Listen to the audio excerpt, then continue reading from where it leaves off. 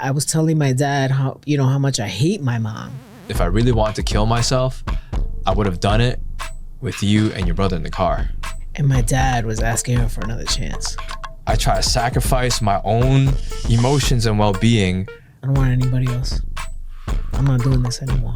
I'm getting triggered and I'm feeling insecure because I feel like I'm not good enough. But she doesn't say, I'm proud of you. It's like with the rice, right? You gotta let them cook.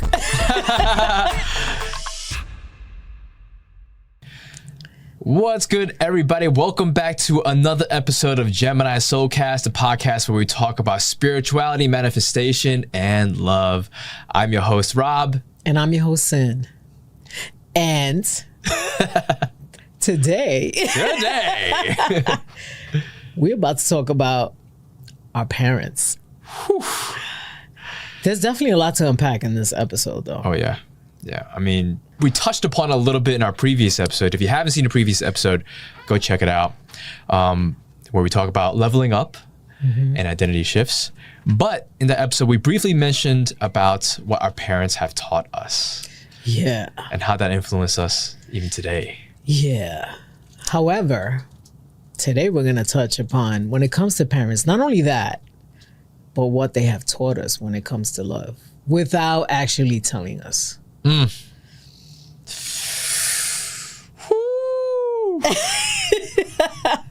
Well, as in the wise words of Bell Hooks, well, I'm paraphrasing, but our first school of love is from home.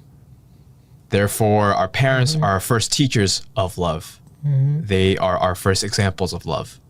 So what we see from them influences us and how we approach dating, how we approach loving ourselves, attachment styles, all that. So, Sin. You want me to share something that I've learned? What is something that you saw in your parents that, even though they didn't tell you specifically, that you ended up carrying with you now when it comes to love and dating? To choose myself. Yeah, that was big for me. And I didn't even realize it until I chose myself. And I may have touched on this before on this podcast, but back in 2020, remember? Yeah. I had such a great 2020. And when I started recognizing that, my issues when it comes to relationships, which comes from childhood trauma, something unlocked, like a memory unlocked. And I recognized, to choose yourself, the whole thing that I tell women to do and like tell people to do, like, you should choose yourself first, always, comes from my mom when she rejected my dad. Unfortunately, it's when she rejected my dad. Was that when they had the divorce? Yeah. So, there was just a time when she was, now I'll tell this story, when she was talking to my dad one night and I came in and, I walked around my mom. It's like my mom was sitting where you are, walked around and I sat on my dad's lap. And my dad was asking her for another chance in that moment. Oh, shoot. In that moment. And she said, no more chances. And then I said to my mom, can't you give Papito, we call him Papito, Pop, you can't give Papito another chance? And she said, no, I can't. And do you know that I freaking sealed that away because I was so mad. I was so upset at my mom. Oh. And I cried so much. And then I was telling my dad how much I hate my mom. And my dad was like, he wasn't having that. He was like, you never say that you hate your mother. That's your mother. Like, he came down on me for that. I was like, 6 or something? I was like 6 or 7 years old when that happened. Damn. And then I forgot all about it. And then when I started doing the work on myself, I was like, she taught me how to choose myself in relationships. Because in the moment, I was a kid. I didn't know. But let me tell you something. I don't know how my mother's still with my dad as long as she did. Now that I'm an adult. She was like, that shit should have been clips. Yo, now that I'm an adult, I was like, oh, nah. She really did give him a lot of chances. Damn. She did. And that's a big lesson for me in love. That's one of like many that, you know, we can get into, but that's one that definitely sticks out for me. Choosing yourself. Choosing yourself, which I think a lot of us need to do when it comes to relationships. I mean, I'm just like thinking like the image of you sitting on your dad's lap at 6 years old, and like I'm trying to like even imagine like the position that your mom was in, for her to have that strength to even like with her own daughter sitting at, you know, her dad's lap, and it's like give him another chance. Like for her to have that willpower to just be like, no, that takes a lot to be able to do, especially when a kid is involved too. Yep. And I just feel like, you know, at the time I didn't know that she did give him a chance, a bunch. And, you know, my dad kept messing it up. Just kept fumbling. Yeah. And guess what happened? So, and then during the pandemic, you know, I would take my dad out to lunch a lot and all that stuff. And I took out my phone one day and I have this on my socials where I asked him if there's anything. And he was 75 at the time. I was like, oh, you're 75. Was it 74? Anyway, one of them. And I said, you know, what is something that you would change if you could go back and change? And he said that he would have never drank alcohol.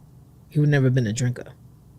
And I said, really? He goes, yeah, because at the time, you know, him having that, drinking all the time, he said, made him lose people that were close to him. And I knew he was talking about my mother. I knew he was talking about my mom in that moment right there. Because he had a lot of regret all the time over my mom. Wow. Yep. Damn.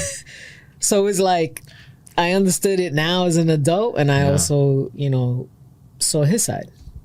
Yeah. In that. It's interesting how in those moments we may not know what it really is. It's hard to unpack all that, especially as a kid. And it's not until many years later where we start to be like, I see now. Now I get this. Now I see why it's this way. Oof, that's crazy. Yeah. Damn. It's like, so that's where Choose Yourself came from. Yeah, I guess so. And I didn't even know until after Choose Yourself was it was already out. I was already like saying that we need to choose ourselves and whatever, and created all the merch and sold all this merch. And, you know, and even till now, today, people are asking me if I'm going to restock that. They want the Choose Yourself merch. Because it stood for that. It was like, you know, you're not being selfish and putting yourself first when it comes to relationships. And I'm talking about relationships that are not good for us. Right. Like toxic relationships. Toxic, abusive, like all, you know, and we stay in these relationships longer than we should because we worry too much about what people think or what the family's going to say or whatever it is, whatever reasoning that you're telling yourself. Yeah. And to me, and I'm still saying it, like if you're in something and you feel it, your soul is telling you to go, figure it out and move forward because it's your life too. Why should you live in misery? That's right, you know.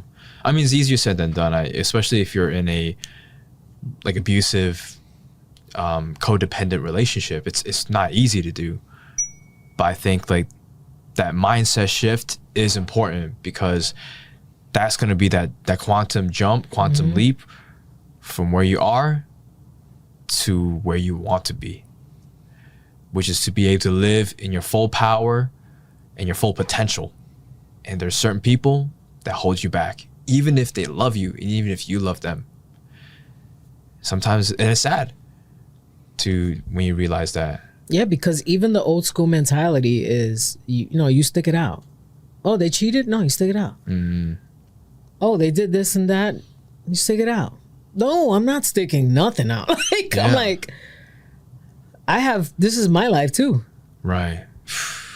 You know, and I'm not saying, and you're right, I'm not saying that it happened overnight and whatever. When I had to choose myself, it took some time too because, you know, once again, like I said in the last episode, I was dragging my feet.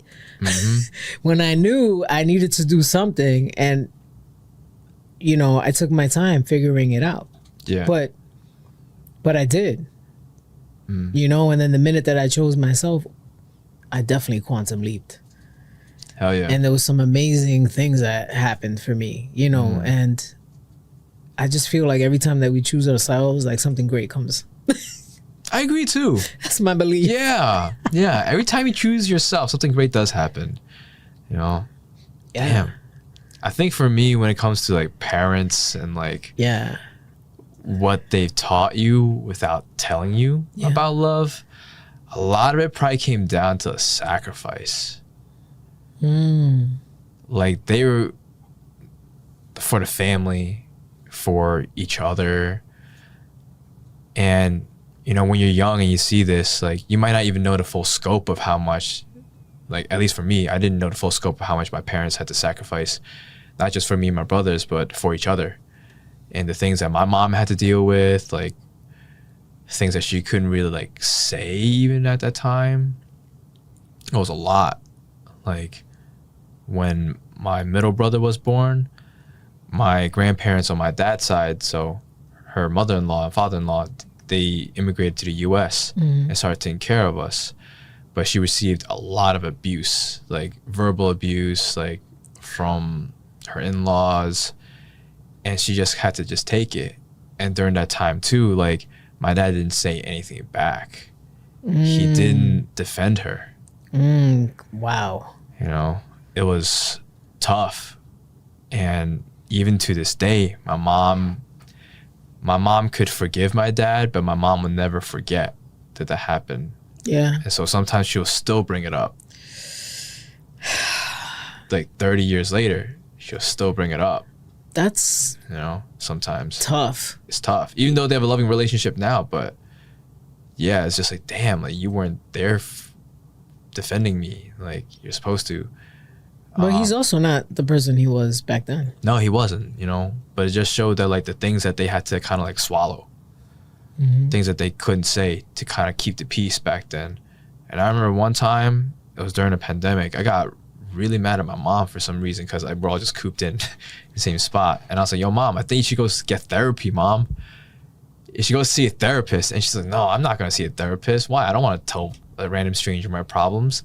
I was like, mom, I feel like it would be good for you. I think there's a lot of things that you should probably work through. And she's like, nah, like, I'm good because if I really wanted to kill myself, I would have done it with you and your brother in the car. What? Yeah. Wow. She told me that she would have drove us off the cliff. That's heavy. With my brother on the back seat, in baby seat, and me in the front. She would have drove that car off the cliff and killed all of us. What? Yeah. Did she think? She must have thought of it. She thought of it, yeah. Because she told me this only a few years, like nothing, like only a few years ago. Yeah, I would have done this back then. I was like, what the hell? You know? Oof. Yeah. But you see, like, things like that, it's like, and again, even you saying that, I know that wasn't easy for her to go through or like to have those thoughts and things like that. But look at her now. Oh, she's chilling right now, you know? But you know what I mean? But something inside of her kind of was like, nah, I can't do that. Nah. But also is like, that's the type of sacrifice and also grit that I grew up seeing from my parents. So therefore, when it translated to when I date and when I love, sometimes I might be upset about something and I might not voice it right away because I don't want to disturb the peace. Then that ends up being like people-pleasing tendencies. And then that builds resentment. It definitely builds resentment. And I don't want that because then I get snappy at my partner. And then she'll be like, well, what's going on? I'll be like, then I have to kind of explain certain things. Like, wasn't that like last week? I'll be like, I know. So, oh man, I'm guilty of that too, man. Like I hold on to stuff. Yo. Even now, I'm like thinking like, like the last few days, I'm like, yo, this has been affecting me for a long time. I need to speak up already. Like, what am I? Because I don't want to rock the boat. Why? Yeah, like, I don't want to rock the boat like that. That's what I'm saying. We sacrifice ourselves. That's what it is. That's what I learned from my parents. We sacrifice ourselves because we feel that will help the relationship or it'll help the bond between both, and it's not. Oh, you're hoping like it'll just go away. But yes. That's part of sweeping it under the rug. Sweeping it under the rug, or in my case, I try to then do these self-development things. I'm gonna keep meditating, I'm gonna keep journaling, and I'm gonna keep not letting it affect me. When really what I should be doing is tackling it head on. Oh man, this is a message, even for me. No, I'm saying this right now because I need to hear it for myself in this moment. I know, but I'm like, you're saying it for yourself and I'm receiving it like, oof. And I think that's what relationships do, is like, they will bring out, like, you think you're healing. You think you're all healed. No, you're not. And then you get into a relationship, or then you start dating somebody, or you start something new with a new connection, and bam, ooh, hold the mirror up to nature, my friend. Yeah, see what happens. But it's also something that you still need to heal. Yeah, big time. Because it wouldn't trigger you otherwise. Yeah, I'm like, dang, I still got jealousy issues. I still get jealous. I get territorial. Damn, I don't like that about myself, you know? Now I have to change my mind and be like, it's not that I don't like myself. It just is. Like, okay, I could get jealous. Okay. Where does that come from? Part of it's probably like insecurity. Mm-hmm. It's probably all insecurity of I'm not good enough. Mm-hmm. Cause but that's not true. It's not true, but damn, I'm just getting this download right now. It's like a little light bulb hit where it's like, I'm literally telling you, I'm getting triggered and I'm feeling insecure because I feel like I'm not good enough. I feel like I'm not good enough in this relationship. And when I realized just now, as I'm telling you this, that's exactly what my grandma told my mom. She told my mom, and all those abuse, the big thing that my mom always told me is like, yeah, you know, like your grandma, your dad's mom, always said that I'm not good enough for your son. See how it comes right back? And then I find myself that even in relationships, damn, sometimes I might nitpick on somebody else's issues. I end up judging them, and then I get critical on them. And I'm like, damn. That was from way back when I was a kid. Just like, this was passed down for me from generation to generation. Yep. To nitpick, to really be so harsh on somebody. Yep. The people pleasing, the looking for the validation, I'm with you right there with that. I'm with you right there with that. Bro. That's the other thing that I learned. You know, like with my mom, I felt like I'm always seeking validation from her. From your mom. Me too. Like I want her to, you know, look at me like I'm enough. Does she say that she's proud of you? No, not in those words. No, like sometimes she'll be like, "Oh, I'm so happy for you," like, you know, and things like that. But she doesn't say, "I'm proud of you." My father would say, "I'm proud of you," which was interesting too. When I recently got a reading from my mentor, my dad kept saying, because my dad showed up to that reading and he kept saying how proud he was of me. Aww. And that was very validating for me because I was like, yo, he has said this to me. I think it's so interesting that, you know, we're both adults and yet still there's that part of us, that inner child of us that still wants that validation from our parents. Just to be like, hey, I love you. You're good enough. You are enough to me. You're perfect the way you are. I'm proud of you. Those words, they go a long way. I don't normally get like my parents do say I love you to me. And that I'm very grateful for because I know there are a lot of immigrant parents who don't say that. I was very grateful that my parents do say I love you.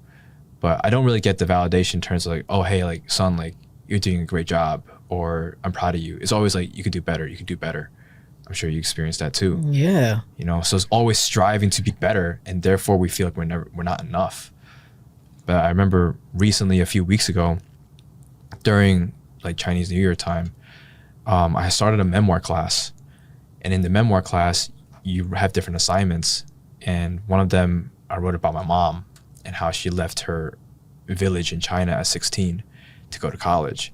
Wow. And that was the first time she saw a traffic light. Wow. She never saw a traffic light until she was 16, you know?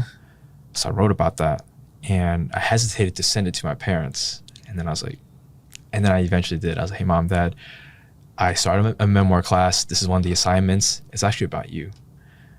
And then my mom, she responded. She said, son, this touched my soul. This touched my heart. I'm crying. And then I called her. I just FaceTimed her. And she was already sobbing on the phone. For the first minute, we didn't talk. We just both cried, and we just like sat in each other's presence. And I was like, oh, Mom, I hope you like the writing. That's the first thing I said. I was like, Mom, happy Chinese New Year. I hope you like it. And my mom, as she's crying, she just said, keep going, son. And I did not know I needed to hear that. Yeah. Just sort of like, she didn't have to say, oh, wow, your writing was amazing. Yeah. All she had to do was like, keep going. Yeah. And that was already like, I got hit with that because I was like, I don't often hear that at all. We're always striving to be better, Hopefully one day Mom will accept me and love me the way I want to be loved, but they have their own way of loving us, you know? So, but I shared this because I was like, damn, I'm always trying to, you know, it's like, hey, Mom, I'm proud of me too. Yeah, you know? Yeah, it's freaking rough, man. It's crazy. You know, like, even listening to you is like, when I think of like my mom, it's even wanting to take her to Puerto Rico. Like, hey, let's go to Puerto Rico. And at first it was like, yeah. And then it was like, well, I don't know if we can go now. And it's like, even in that moment, I felt for a second, I was like, damn, not even good enough to go to PR with? Yeah. Damn. The hell? Yeah. Like, you're getting up there. Mm-hmm. You know, and then Jade had to like have a conversation with her, you know, about like, yo, you know, you're not a spring chicken. True. And even Jade is like, you know, I've never experienced a trip with her. Never. Wow. Never. Yeah. Like, even me traveling with my mom, where did I go with my mom? To like Chicago, you know, when my grandmother passed, like things like that. I've never been to PR with my mom. You know, not since I was like a baby, not any time that I can remember. Well, you guys definitely should. You gotta go with your mom. I know this. Yeah. But now it's about, you know, her wanting to do it. But you know what? It's like with the rice, right? You gotta let them cook. Yeah, sometimes you just gotta let them cook. You just gotta let them cook, right? And it's That's like, all right, I'm not gonna pressure. I'm not gonna push. Yeah. You know, is it something that I want to experience once, at least once? Yeah. But imagine if I just keep on, you know, like, and she don't budge. That's like me seeking that, you know, like, or feeling like I need this. No. You know what? If my mom doesn't go, I'll go with my daughter. Because I'm definitely doing a lot with her. Yeah. But the reason I also do a lot with her is because I didn't have that same experience with my mom. And I'm changing that. Or we'll keep going. You're breaking the generational curse. You gotta break it. Yeah. I'm glad. Gotta break it. Even like with you, even all the things that you're saying right now. Yeah. You know what I mean? I'm sure when you have kids, yes, there'll be things that, you know, culturally that we learn that we want our kids to experience. Of course, yeah. But then there's going to be things that you're going to recognize like, oh, no, because I experienced this and this wasn't so good. I'm not going to put you through that. That's what my mom actually had to do.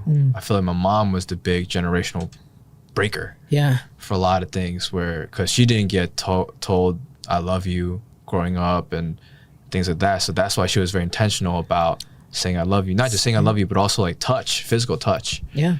Too. Like I remember when I was a kid, like before going to sleep, she would like, you know, rub my back and like, and she'd go to my brother and like, you know, it's the touch is so important because she's like, wow, because she was telling me how growing up she never got that from her mom. She's craving the love and the touch from her mom because she was out working and things like that. So she got it from her grandma instead. Yeah. So that's where she learned it. Yeah. And I see it myself now whenever I'm dating, like I'm so much about physical touch, you know, even if like it's like this or like. That's why you're a big hugger. I love it. Yeah. You always come in for a hug. You're like, guy. Yeah. You know, like but that's also another one of those influences, you know, from my parents that they didn't tell me specifically, oh, hey, you should do this. But I learned from my mom. I probably learned a lot more about love from my mom than I did my dad. Not really. I still learn a lot from my dad too about love, but it just seems that right now it's tracing a lot of it back to mom. You know? I feel like with my dad, he just had like a lot of pride too.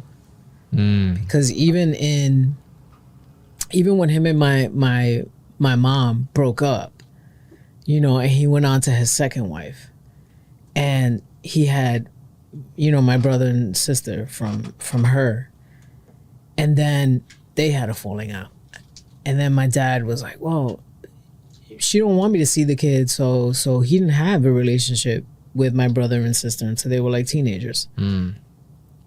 But it wasn't just him, it was also her.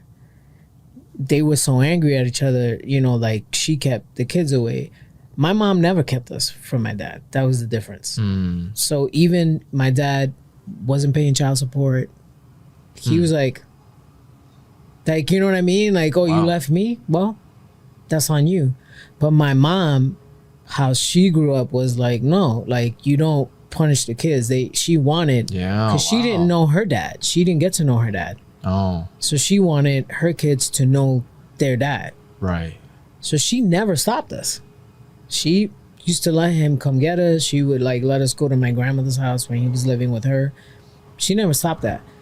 When he moved on to his second wife, she stopped him from seeing them. And he didn't fight for it either though, because he was very prideful. Like, well, she did that. She don't want me next to them and whatever else.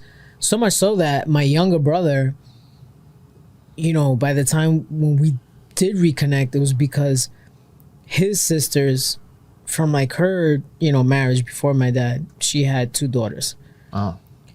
So, which I used to call my stepsisters. They're the ones that told them that we existed. Oh, wow. And the only one that kind of remembered, because she was around us, so she was like 5, was my sister. And she knew that her dad, they called him Shelly. So whenever whenever, you know, her stepdad, through her mom who remarried, would say things to her, she would be like, oh, I don't care, you're not my father anyway. My father's name is Shelly. Like, she never forgot. So even though with all this madness happening, you know, they didn't. So when we reconnected, the one that I saw that had the most trouble with in his head, you know, trying to figure things out was my little brother. Yeah. Because he was like, well, this is the dad that raised me though. Like, I didn't, because he didn't know my father at that time.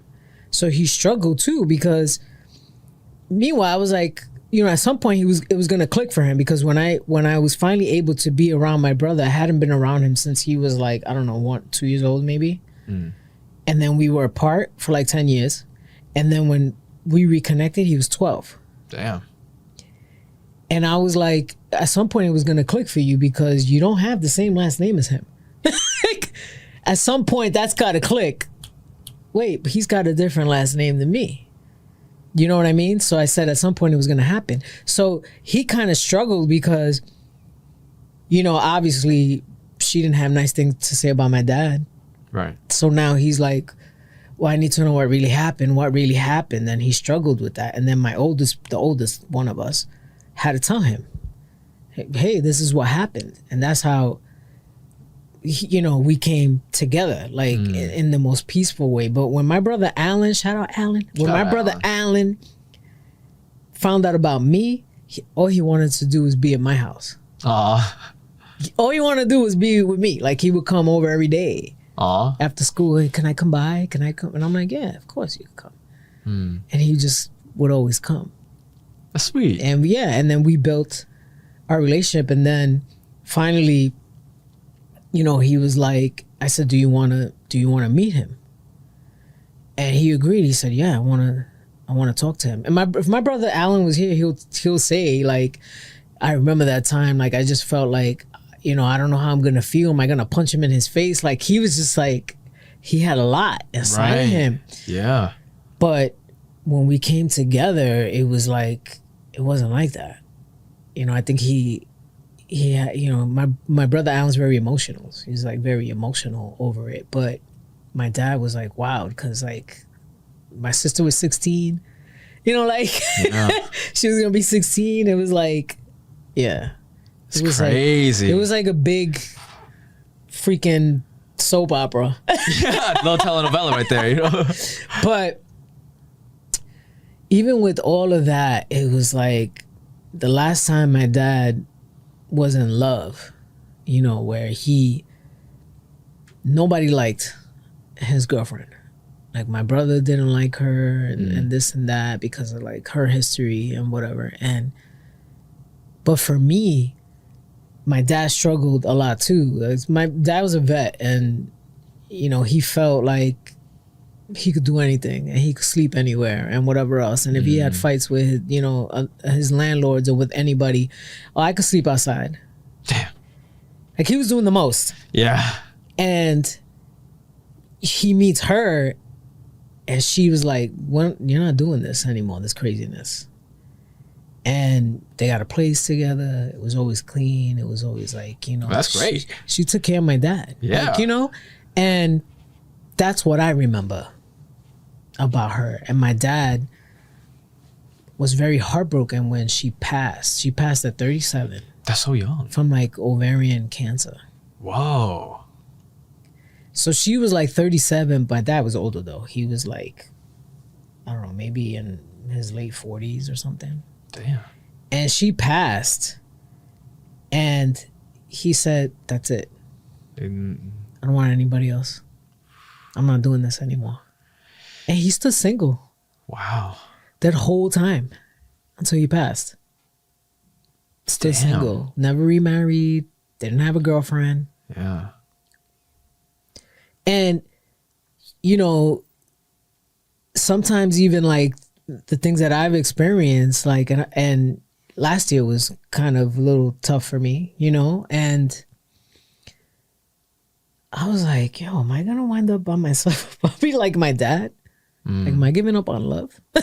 I'm sure those thoughts come. Like you start thinking that, and I'm like, Yeah. nah, I don't want to go do that. No. I don't want to be by myself. Nope. Yeah. This my dad was, again, a lot of pride, a lot of like, ego. Well, it was also heartbreak too. I'm sure him experiencing like, with your mom and then his second wife and then with his girlfriend passing away. Like it's a lot of heartbreaks.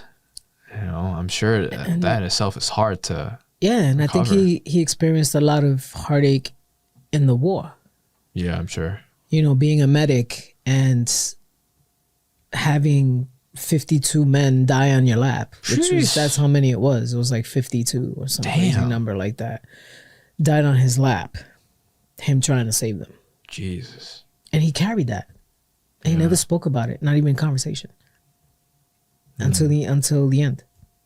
Wow. When he brought it up, like if he could go back and change anything, that's what he spoke about. Going back to Vietnam and Damn. Wow.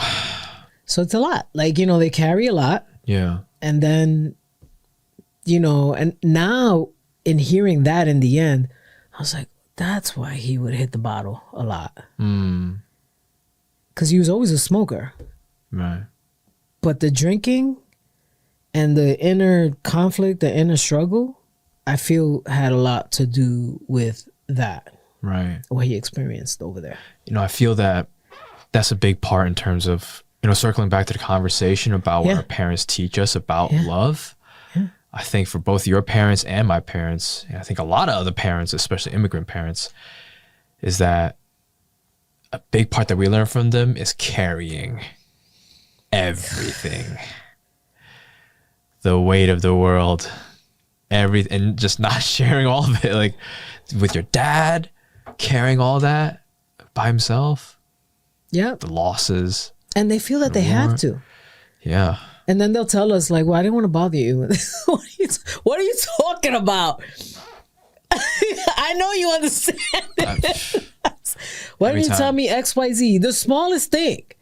Even the smallest thing. I didn't want to bother you with it. It's not that big deal. Yeah, like, well, my cable's been out for a week, but I don't know what to do. So why didn't you call me so I could tell you, so I could help you with this?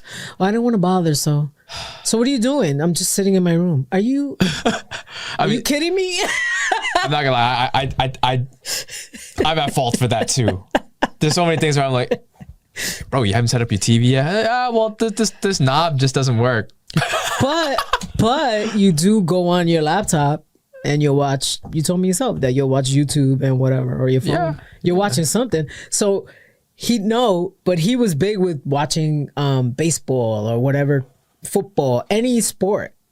That's what he would like to watch on the TV. Right.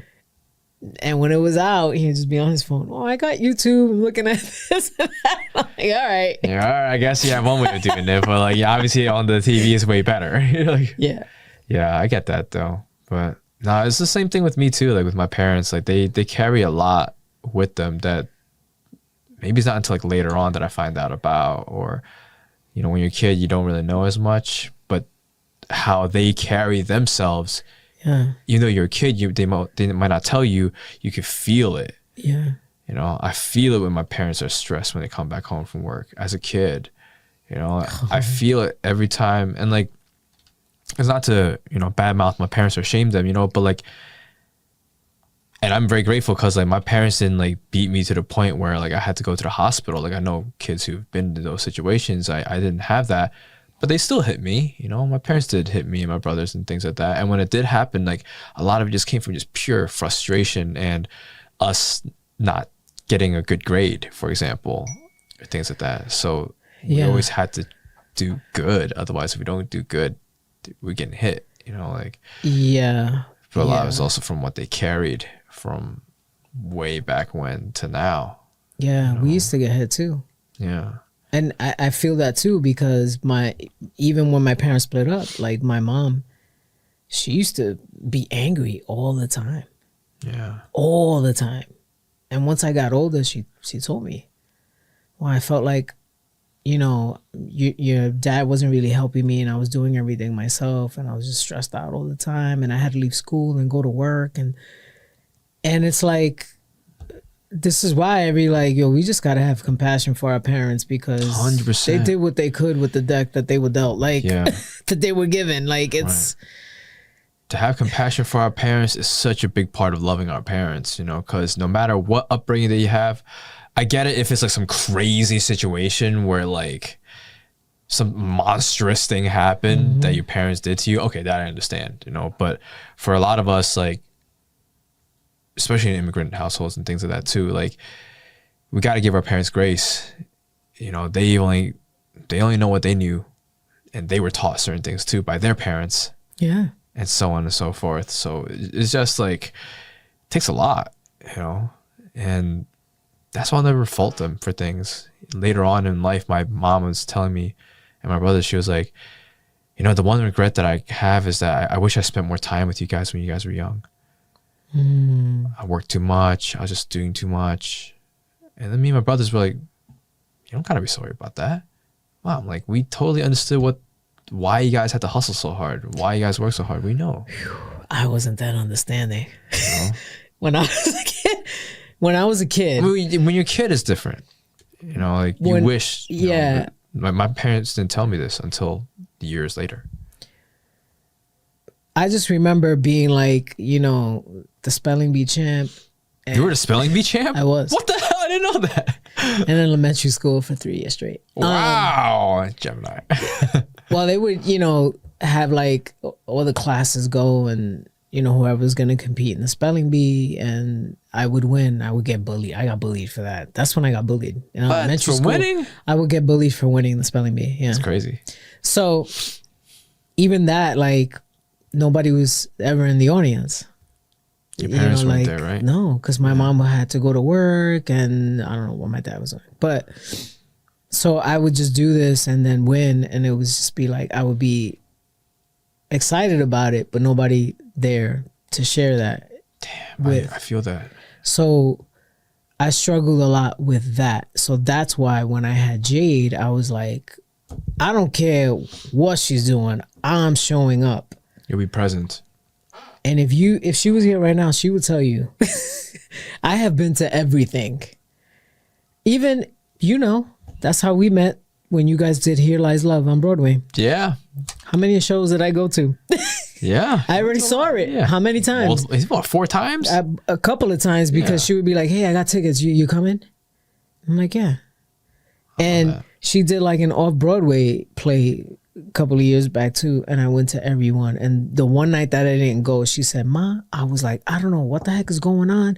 The energy's different, this and that. And she goes, oh my God, it's because my mother's not at this show. Because I'm on everything. Since she was little, every talent show, I would take time off. You know, I would hold vacation days to be there for these things. Her baton twirling competitions, I was there for all of that.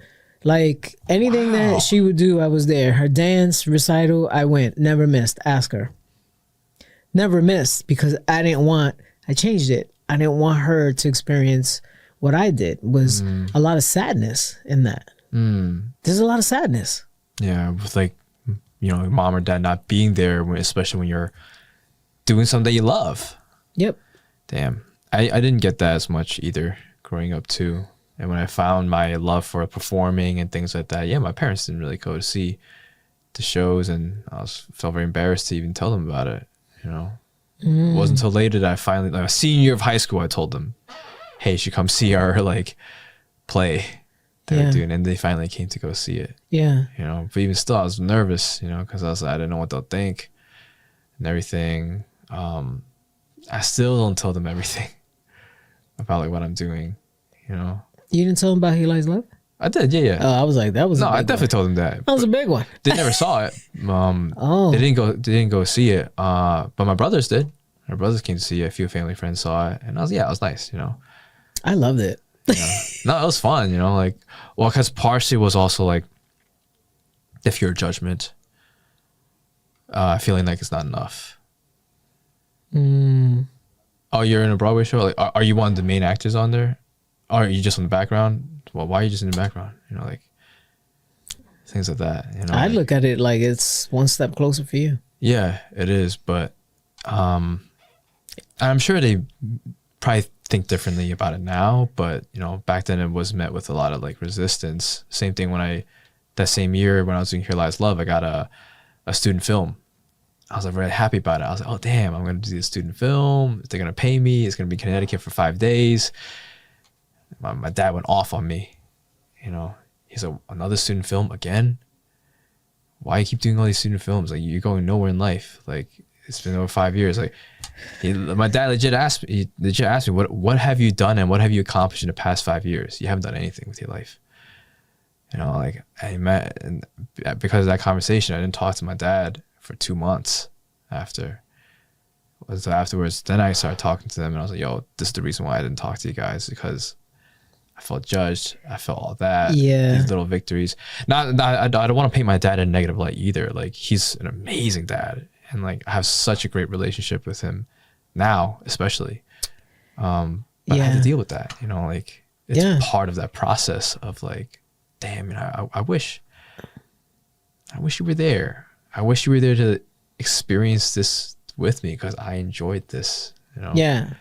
But it's also, you know, a lot of times too, it's like they have an idea of what they want their kids to do. Oh, for sure, yeah. Or, definitely. You know, and I mean, artists are known as starving artists.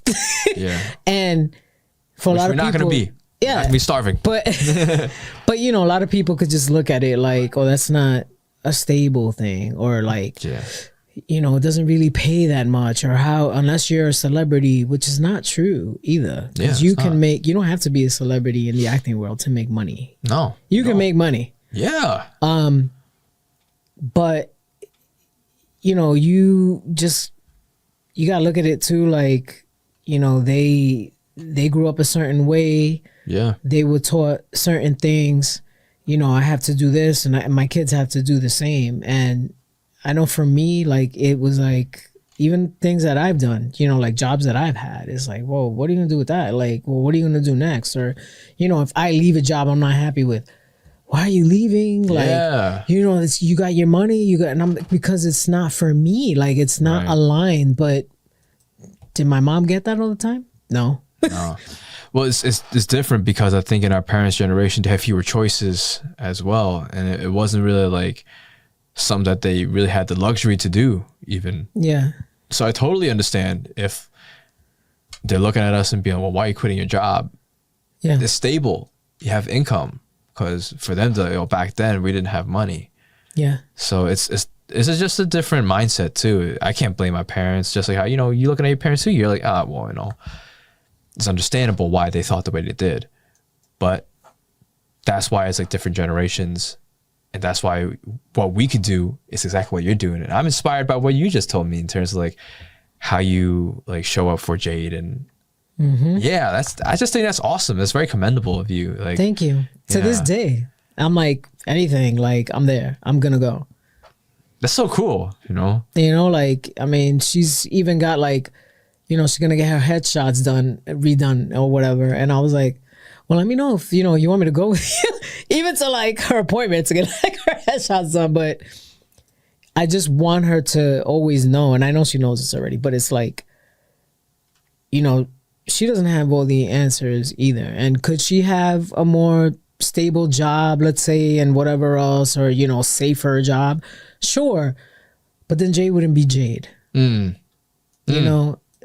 Jade has always spoken about, singing or, or acting, or like, that's just was always her thing. Yeah. And I was never a stage mom, I'll tell you that. Like, I never was. And it was always her pushing for that. And I just wanted to be that mom that's like, you know what, I'm going to support her no matter what, and yeah, I mean, there's times that, she could go a little left and I'll be like, yo. That's when we got to set her straight again. What are you doing? Yeah. I hear that, yeah. Get it together. And sometimes she doesn't receive that message and she takes a little longer to receive it. But then she gets into, something happens and she finally gets into receiving mode. Right. And boom, all the stuff shifts and things start to happen. But to me, it's like, keep your eye on the prize. You're the one who's always pushed for this. Right. Yeah, no, I think what you're doing is I just think it's incredible. Yeah. And you're so supportive of her. And even if she veers a little bit off course, like, I'm sure it's frustrating sometimes, but you trust that she'll make her way back, and, you knock some sense in her too. It's part of that. And it's not easy, yeah, especially because you're supporting a daughter who's in the arts, and that's the one thing that my mom told me too. She opened up to me a few years ago where she said, look, it's not that I don't support you in the arts. I am supporting you, however way I can. I just don't know how to. We're not in this field. We don't have any connections in this. Like, as a mother, as a parent, we worry about you, and I can tell they worry about me probably a little bit more than they worry about my brothers. Cause they have something that's a little bit more linear. Yeah. In terms of job trajectory. Mine's not.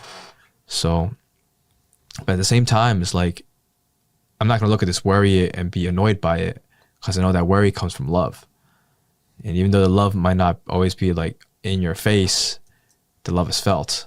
It's felt every time you go home, how they ask you questions. Or for my mom, it'll be like, hey, let me pack you some fruit before you leave. Like, have some food. It's always that. So it's them, telling you what love is without actually saying it. That's exactly right. All the beautiful things that we learned from our parents about love. Yeah. And we carry that with us. Yeah. We are part of our parents' lineage. Yeah. I have a lot of compassion for like my parents, but yeah, like same thing. Like, I'm not trying to portray, like put my parents for stuff that they've done or whatever in a bad light. It's just their journey. They've dealt with their own things. Yeah. It's just their journey. And now I'm on mine. And there's a lot of things that I've learned because of them. Yeah. And my mom too. Her way of like showing love is always feeding us, feeding anybody that goes over there. She will cook for you. Same with my parents too. Yeah. And that's one of the best ways to show love though, for me. I love food, so it's like, I get that from my parents too. So I get that. Yeah, but look, even when we went to the beach, when you met my mom, have this. Oh, yeah. Have that. So sweet. This and that. And, that's just how she shows, love. And does she still tell me some things right now? Like, well, you should do it like this, which is like basically her way. Yes. Of course. But that's what she is. And it's like, all right. And sometimes, a lot of times she's been right about a lot of things, as I've, on my journey, that she has said things that bruja and that have happened. Yeah. And she's been right, and But I'm super grateful that I chose them to be my parents. Spiritually. Yeah. That we chose our parents before we got here. Yeah. I love that. Yeah. Spiritually. Yes. Wow. What a fruitful conversation. I love talking about our parents. Me too. Yeah. Shout out to all our parents out here, you know. Love you, mom, dad. You guys are amazing. Yeah, I love you, mama.